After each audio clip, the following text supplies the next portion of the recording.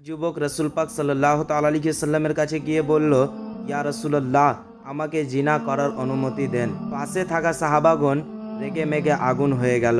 তখন সাহাবাগণ ওই যুবকের দিকে তেড়ে চলে গেলেন।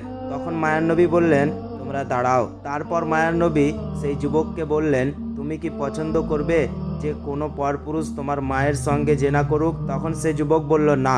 আবার মায়ার নবী বললেন, তোমার কন্যার সাথে কেউ এই কাজটা করুক, তুমি কি মেনে নিবে? তখন সে যুবক বলল, না। আবারও মায়ার নবী বললেন, তোমার প্রিয় বোনের সঙ্গে কেউ এই কাজটা করুক, তুমি কি মেনে নিবে? সে বলল, না। তখন মায়ার নবী বললেন, তুমি যার সঙ্গে এই কাজটা করছো সেও তো কারো না কারো বোন, কারো না কারো মা। তুমি এভাবে কেন ভাবতে পারো না? ওই দিন থেকে ওই যুবক কোনো নারীর দিকে তাকায়নি। সুবহানাল্লাহ। আল্লাহ তাআলা আমাদের সকলকে গুনাহ থেকে বাঁচার তৌফিক দান করেন। কমেন্টে সবাই আমিন বলবেন। আর এরকম নতুন নতুন ইসলামিক ভিডিও পেতে ভিডিওটিতে একটি লাইক দিয়ে চ্যানেলটি সাবস্ক্রাইব করবেন।